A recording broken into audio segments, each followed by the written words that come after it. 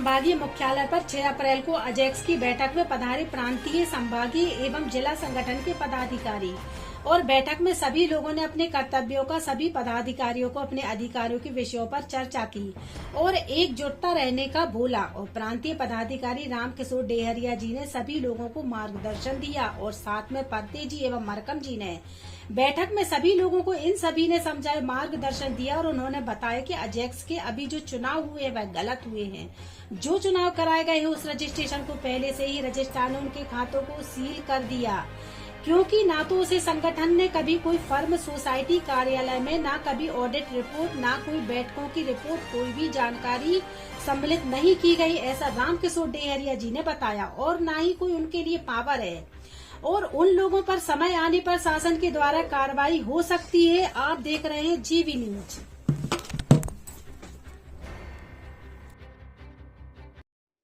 अगर के लिए उनका हमारे उत्तर प्रदेश से जो हुए हैं नियुक्त किए गए हैं उनकी कार्यकारिणी बनाने के लिए और बाकी आगे की कार्य के लिए तो उसका एक नियम है। तो उस नियम को परंपरा को हम निभा रहे हैं, चाहे 2 लोग हों चाहे 4 लोग। आप भी बाद में जो भी जैसी बैठ के रहेंगे जिस स्थिति में हम उसको करेंगे, उसके विषय बिंदु निश्चित करेंगे और उसका हम काम। तो ये हमको विषय हमारा जी विषय हमारा आएगा। और अभी हमारे जिला अध्यक्ष जी ने जैसे समूह वालों ने अपना थोड़ा सा विषय रख दिया, आप लोग भी अपना विषय देंगे, हमारे भी विदिशा वाले जिला अध्यक्ष जी कुछ विषय रखेंगे। तो शुरुआत हम यहाँ से कर रहे हैं, बाकी आप लोग भी अपने विषय देंगे, समय आएगा। और हमारे जैसा कि परिचय है, हमारे श्रीमान रामकिशोर डेहरिया जी स्टेट संगठन समीक्षक हैं, नेशनल एसोसिएशन मध्य प्रदेश के उपाध्यक्ष जी और हमारे प्रदेश अध्यक्ष और हमारे डॉक्टर साहब घनश्याम परते जी कार्यवाहक अध्यक्ष, अभी जो प्रदेश का नया झारखंड बना वो बैठे हुए हैं। मैं भी उस टीम में हूँ, मुझे भी सचिव का दायित्व मिला। और बाकी हमारे नए जो यहाँ नए जिला अध्यक्ष अजाक्स के राजेंद्र दुबे जी उनको यहाँ नियुक्ति मिली है तो वो बैठे हैं।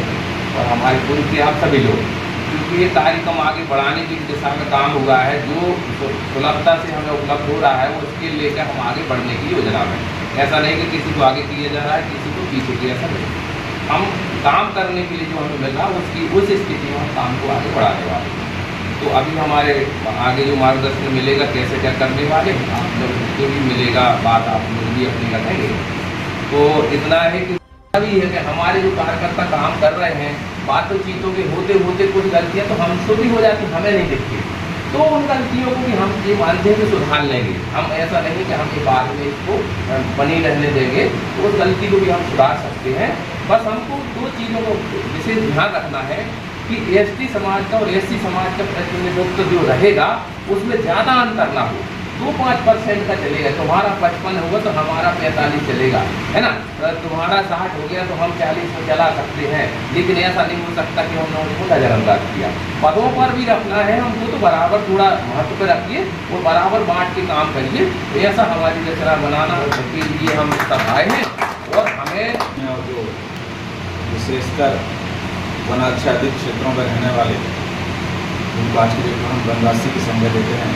देश के मूल निवासी आदिवासी जनजाति समुदाय के साथ साथ पूरे देश में क्रांति की अलग जगाने वाले भगवान बिरसा मुंडा जी के श्री चरणों में नमन करता हूँ। मैं नमन करता हूँ इस देश को नियम कानून से बांधने वाले भारत के संविधान के निर्माता परम पूज्य बाबा साहब डॉक्टर भीमराव अम्बेडकर जी के श्री चरणों में। इसके आज के हमारे कार्यक्रम में हमारे बीच उपस्थित हमारे प्रेरणा स्रोत, हमारे मार्गदर्शक, जिन्हें हम बड़े प्यार से, जिन्हें सम्मान से, चूँकि उनका मार्गदर्शन हमेशा हमें बना रहता है, हम निरंतर उनसे मार्गदर्शन लेते रहते हैं, उनसे आशीष लेते रहते हैं, उनके अनुभवों का हम लाभ लेते रहते हैं। ऐसे हमारे पेंशनर्स एसोसिएशन के प्रांताध्यक्ष जी और हमारे अजाक्स संगठन के संगठन समीक्षक परम श्रद्धेय आदरणीय रामकिशोर जी डेहरिया साहब, हमारे प्रांत में संयुक्त सचिव की भूमिका निभा रहे हमारे पूर्व वक्ता, जबलपुर संभाग के हमारे संभाग प्रभारी आदरणीय सम्मानीय श्री अर्जुन सिंह जी मरकाम साहब, हमारे बीच में मेरे साथ में अभी जो हमारे साथ में लंबे सफ़र में हम लोग साथ में आए हुए हैं, विदिशा के हमारे यशस्वी जिलाध्यक्ष जी सम्माननीय LR अहरवार साहब, हमारे साथ में एक बहुत अच्छे हमारे बीच में चर्चा का हमारा विषय रहा है हमारे इस जिले के पूर्व अध्यक्ष और पूर्व प्रांतीय सचिव जी सम्माननीय कमलेश जी अहरवार जी, दमोह के हमारे सक्रिय और जुझारू हमारे अध्यक्ष जी सम्माननीय प्रदीप राही जी। जिस जिले में आज हम यहाँ पे बैठे हुए हैं, जिस भूमि को मैं नमन करता हूँ, सागर जिले के हमारे ऊर्जावान हमारे जिलाध्यक्ष जी सम्माननीय ध्रुवे साहब, हमारे मन संचालन कर रहे कुशलता के साथ हम सभी को एक एक करके आगे लेके आ रहे सम्माननीय गौंड साहब, और निसंदेह विभिन्न जिलों से हमारे पधारे हुए पदाधिकारीगण, यहाँ के हमारे मीडिया से पधारे सम्माननीय पत्रकार बंधु और हमारे SDO साहब, आप सभी का मैं पुनः डॉक्टर घनश्याम परते, अतिरिक्त उप संचालक, वर्तमान में मुझे कार्यकारी प्रांताध्यक्ष का दायित्व सम्माननीय कार्यवाहक प्रांताध्यक्ष का दायित्व सम्माननीय मौर्य साहब ने प्रांताध्यक्ष जी ने मुझे दायित्व दिया है, और साथ ही साथ प्रांतीय सचिव का दायित्व मैं निर्वहन कर रहा हूँ डॉक्टर घनश्याम परते। आप सभी लोगों का पुनः हार्दिक अभिनंदन करता हूँ, नमन करता हूँ, वंदन करता हूँ। आज के बैठक का जैसा उद्देश्य, जैसे कि हमारे प्रांताध्यक्ष जी सम्मानित श्री मुकेश मौर्य साहब की ये मंशा है, उनकी मंशा भी क्यों, हम सभी की जरूरत भी है। लगभग 2016 से पदोन्नति पे लगभग एक प्रकार से बैन लगी हुई है। हालांकि अभी तक तो हम लोग यही समझ रहे थे कि पदोन्नति पे बैन लगे हुए हैं, जबकि उसकी सामान्य प्रशासन विभाग का ये जो पत्र जारी हुआ है, आप जो मीडिया से लगातार जुड़े हुए सक्रिय लोगों ने समझ में आ गया होगा, उन्हें पता चल गया होगा कि सामान्य प्रशासन विभाग ने ये कहा कि हमने मध्य प्रदेश में कभी भी पदोन्नति पर रोक लगाने के लिए कोई ऐसा पत्र जारी नहीं किया। अब देखिए कि एक तरफ सामान्य प्रशासन विभाग कहता है कि हमने पदोन्नति पे किसी प्रकार का रोक नहीं लगाया, फिर भी हमारे प्रदेश में पदोन्नति नहीं हुई, चिंता का विषय है। लेकिन क्या ऐसा हो रहा है कि कोई पद खाली है, चाहे हम अपने यदि शिक्षा विभाग से जुड़े हमारे लोग, चाहे प्राचार्य बंधु हों, चाहे हमारे किसी दूसरे विभाग से जुड़े हो, चाहे उप संचालक का पोस्ट हो, चाहे रेंजर का पद हो, जो भी पदोन्नति से प्रिंसिपल का जो पद है, जो भी पदोन्नति से भरे जाने वाले जो पद हैं, क्या वो पद खाली है, ये चिंता का हमारे लिए विषय बनता है। दूसरा एक और विषय अभी मैं लगातार, चूंकि मुझे ध्यान है कि लगभग 2014 से मैं अजाक्स में जिलाध्यक्ष बालाघाट का दायित्व मैं देख रहा हूँ, और 2004 से मेरी जब से फर्स्ट पोस्टिंग हुई थी, 4 से ही मैं तहसील अध्यक्ष रहा, उसके बाद लगभग 2 कार्यकाल में तहसील अध्यक्ष रहा, और तीसरे कार्यकाल से मुझे जिलाध्यक्ष का दायित्व सम्माननीय उस समय के हमारे जो अध्यक्ष जी थे उनके माध्यम से मुझे कार्यवाहक अध्यक्ष और फिर मैं जिलाध्यक्ष का दायित्व लगभग 3-4 कार्यकाल में बालाघाट का जिलाध्यक्ष रहा।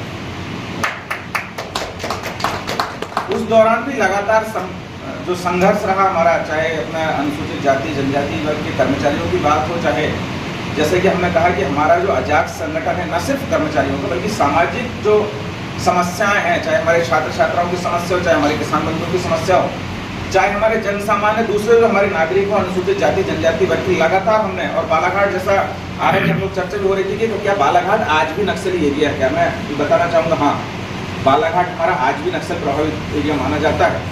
और नक्सल प्रभावित एरिया मतलब उनकी समस्याएं जब लोग नहीं सुनते हैं, जब शासन प्रशासन तक उनकी बात नहीं पहुंच पाती है, जब थाने में जाके उनकी रिपोर्ट जब दर्ज नहीं हो पाती है, चाहे कई बार वन विभाग के कर्मचारी उनको अनावश्यक रूप से कोई प्रताड़ित करता है, शासन प्रशासन जो भी समस्याएं रहती है, जब व्यक्ति परेशान होता है तो किसी न किसी दूसरे रूप में उनका गुस्सा फूटता है, और कई बार नक्सल जैसी समस्या उत्पन्न हो जाती है। मैं कहता हूँ हाँ, बालाघाट आज भी हमारा नक्सल प्रभावित है, और ऐसे नक्सल प्रभावित क्षेत्र में जो लगातार समस्याएं हमारे जन सामान्य को आती है, हमारे कर्मचारी को आती है, किसी न किसी व्यक्ति को कहते कि झंडा हाथ में उठाना पड़ता है। और मैं आज पुनः इस मंच के माध्यम से कहते हुए मुझे गर्व होता है, बाबा साहब अम्बेडकर की विचारधारा का संगठन है, तो क्या बाबा साहब अम्बेडकर जी का संगठन ये कहता है कि केवल मैं ही अध्यक्ष बना रहा हूं?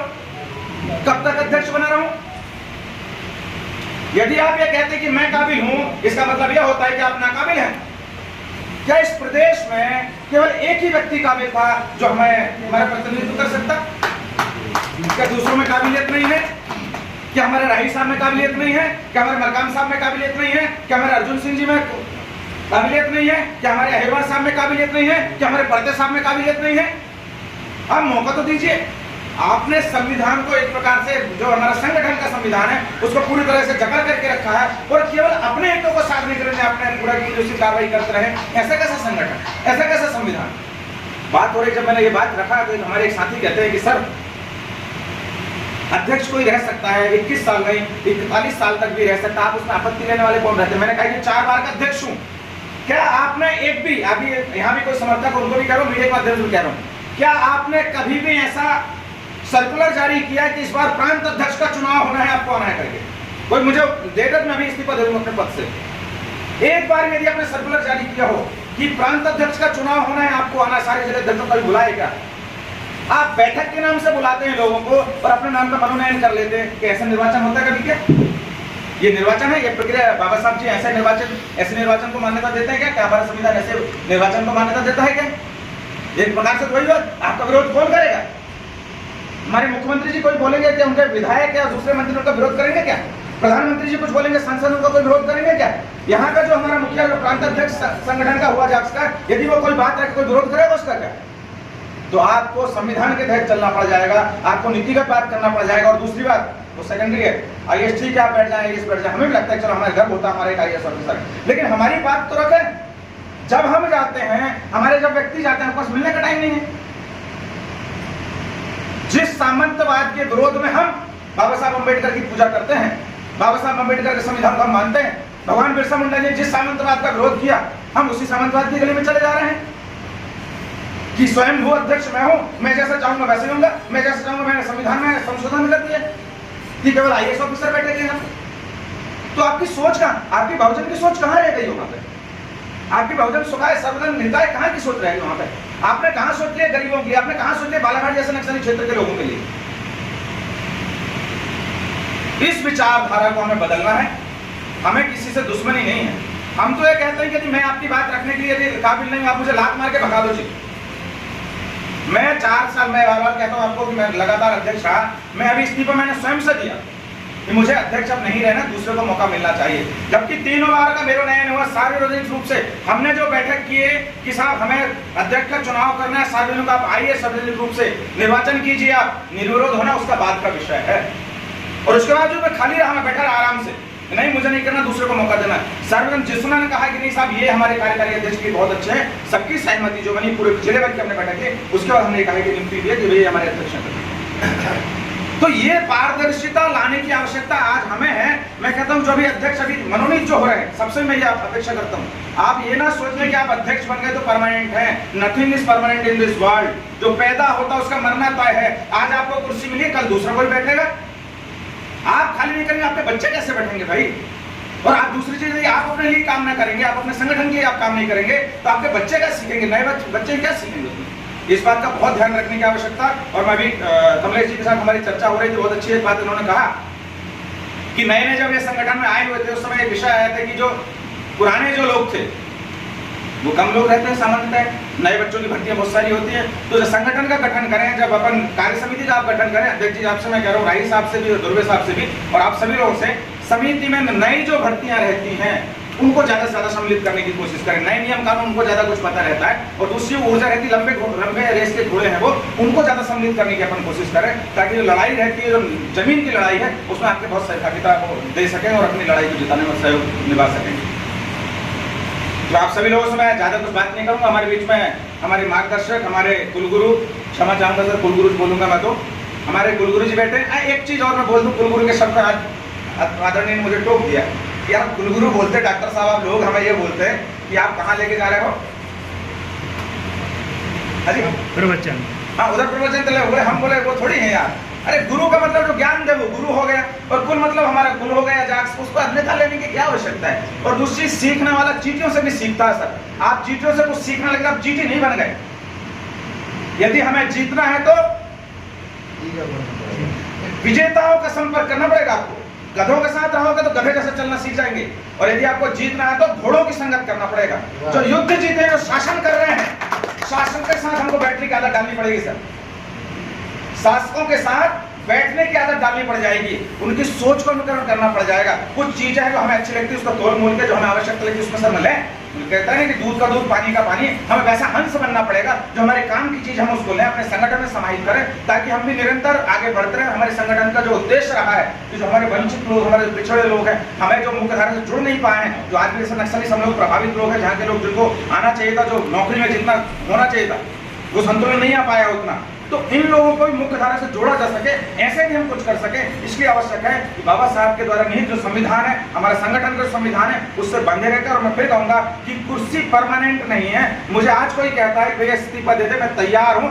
ऐसे इस विचारधारा को लेकर आपको इस संगठन में काम करना है। सब कुछ दे दो इसको, तो तन मन धन, यदि आप 3 चीज आपने दे दिया तो आपसे कोई नहीं जीत सकता, आपको कोई नहीं हटा सकता। बस मैं इतनी अपनी बात कहीं विराम देता हूँ, और जय हिंद, जय हिंद। आप में जो है परिचय की मोहताज नहीं होती है, आपके मार्गदर्शन की जरूरत है सागर को, आपके सहयोग की जरूरत है सागर को। और आप जब तक इनको सहयोग साथ संबल नहीं बनेंगे, तब तक यह सागर महासागर की स्थिति में नहीं आएगा। तो मेरा अनुरोध है इसको महासागर बनाएंगे। दूसरी बात, जब मैं आपकी बात में आता हूं, यदि जिले में आप चाहेंगे तो जिला आपके लिए है, प्रदेश में चाहेंगे तो प्रदेश आपके लिए है, जहां चाहेंगे वहां हम एडजस्ट करेंगे। आपका स्वागत है, वंदन है। माननीय देखिए, अग्रवाल जी मेरे बहुत लाडले लोगों ने, इनने जितनी बात मेरे से करी, हो सकता है मौर्य साहब से न करी हो और दूसरे लोगों से न करी हो। मैं आप ताजुब लगेगा, मैं बड़ा ध्यान से सुनता रहता हूँ, कुछ नहीं बोलता, लेकिन यह बात उन्होंने विकल्प जरूर देता हूँ कि ऐसा नहीं, ऐसा करना चाहिए। मैं आपके साथ हूँ, हमेशा यही कहा, और उन्हें एहसास भी किया, महसूस भी किया। तो मेरे कहने का मतलब ये है कि कोई भी संगठन विचारधारा से चलता है, और राजा जब न्यायप्रिय होता है तो उसकी अवधारणा जो लेके आता है तो फलीभूत होती है। तो निश्चित रूप से हम फलीभूत होंगे, और एक समय ऐसा आएगा कि 99% की लड़ाई जीत चुके हैं तो 1% भी जीत जाएंगे। दूसरी बात, अभी जब जिलाध्यक्षों की हम पूरी नियुक्तियां कर लेंगे तो एक बड़ा सा कार्यक्रम करेंगे, लाखों की तादाद और भीड़ वाली बात करेंगे, तो या तो गुना में होगा या तो ग्वालियर में होगा। यह भूमिका बनाएंगे किसकी? भोपाल में बैठे, ठीक है। तो उसमें कैबिनेट के कुछ मंत्री हो सकते हैं, तो कुल मिला के मतलब जो है, तो ये जिलाध्यक्षों के बाद की भूमिका होगी हमारी। पहला काम है हमारा जिलाध्यक्षों की नियुक्ति। तो हमारा निवेदन ये है कि जो भी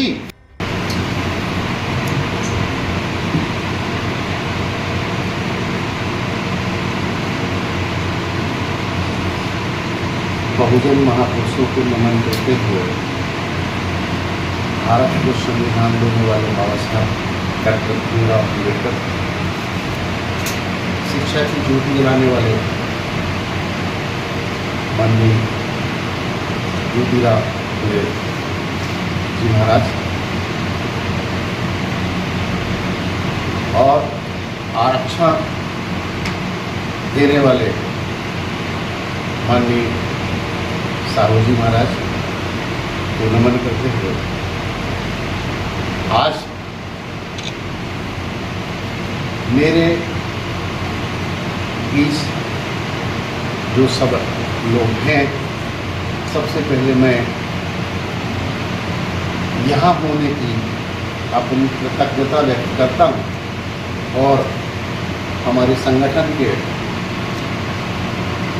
कार्यवाहक प्रांत अध्यक्ष, प्रांतीय सचिव माननीय घनश्याम पत्ती साहब, इतने ओजस्वी वक्ता, चिंतक, विचारक, ये हमारे लिए गर्व का विषय है। और मेरे बाजू में बैठे हुए प्रांतीय सचिव माननीय मकराम साहब, जिन्होंने हमको एक संबल दिया, एक आशा दी, एक विश्वास दिया और अंदर और बाहर दोनों तरीके से काम करके संगठन को मजबूती प्रदान कराई। और मेरे विनम्र निवेदन कहूँगा, क्या है, जब बच्चा बड़ा हो जाता है या हम उसके बड़ा भाई हैं, ठीक है, तो बड़ा हमेशा निवेदन करता है, तो मैं तो हमेशा निवेदन की भूमिका में रहता हूँ। तो हमारे लाडले, हमारे दुलारे विदिशा जिलाध्यक्ष माननीय एलाक अग्रवाल जी, जिनने मेरी भावनाओं को सम्मान देते हुए यहाँ तक अपनी टीम सहित आए, मैं बहुत बहुत धन्यवाद व्यक्त करता हूँ। और सागर जिलाध्यक्ष माननीय राजेंद्र सिंह धुर्वे जी और कैलाश बाबू अहिरवार जी, ब्लॉक अध्यक्ष मसौदा।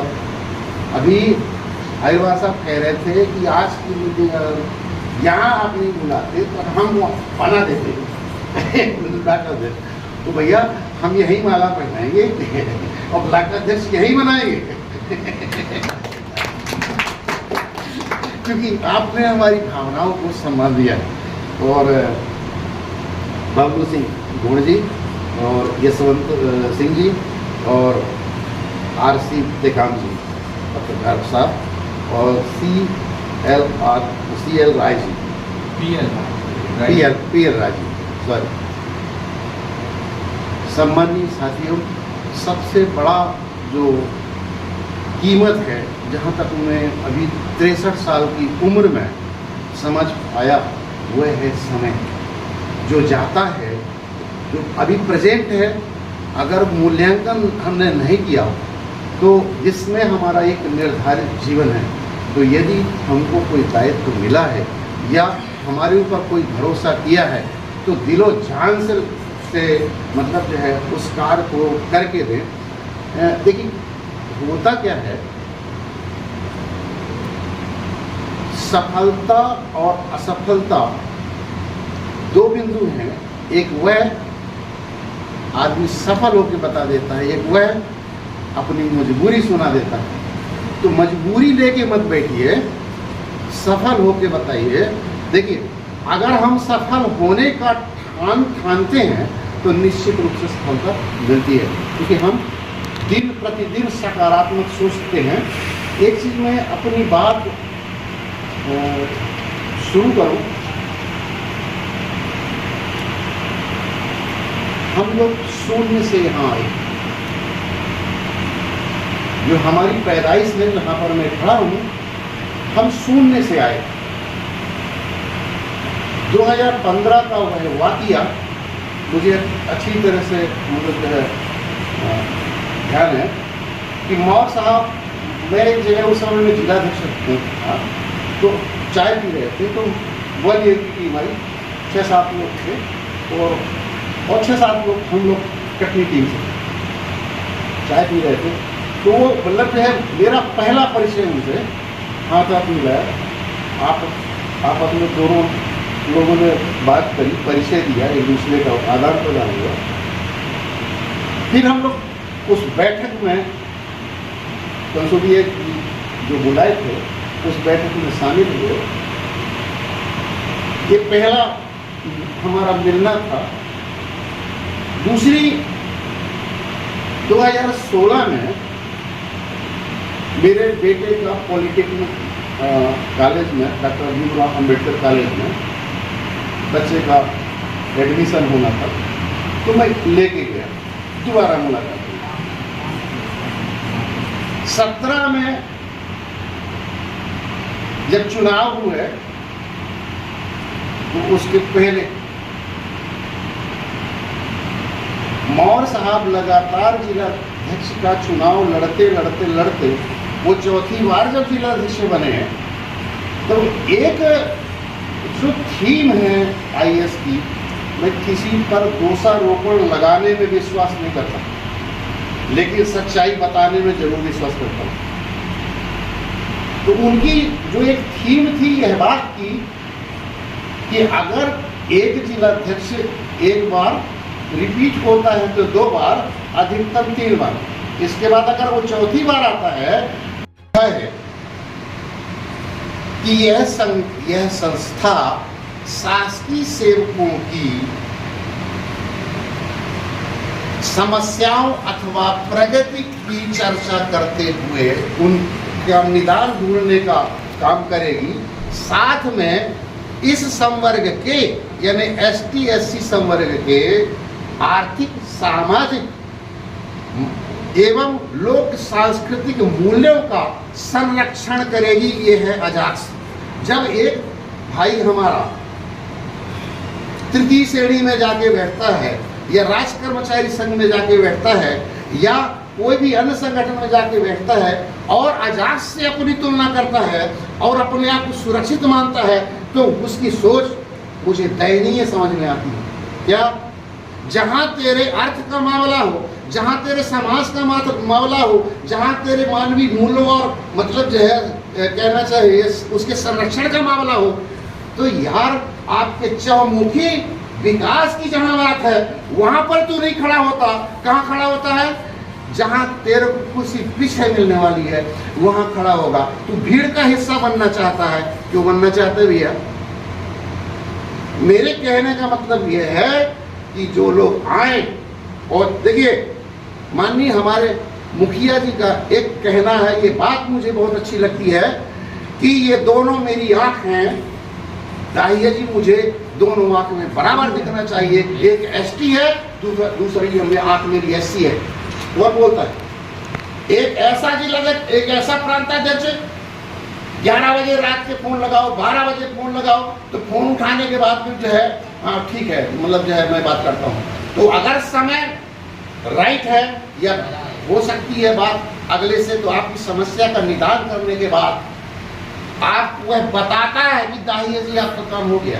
ऐसा प्रदेश अध्यक्ष, एक ऐसा प्रदेश अध्यक्ष जहां पर आप लाइन लगाते हैं और कार्ड बेचते हैं, नंबर लग जाए तो ठीक है, नहीं नंबर, जैसे अभी पढ़ते साहब की बात करें तो वो मतलब कि है। दूसरी चीज, हम लोग आए तो कुछ करके जाएंगे। एक गाना है ना, झोली भर के जाएंगे ना, तो हम आए तो कुछ करके जाएंगे, जाएंगे ऐसे कि माननीय मुखिया की दृष्टि सकारात्मक है। वह समाज के नव निर्माण की परिकल्पना करता है।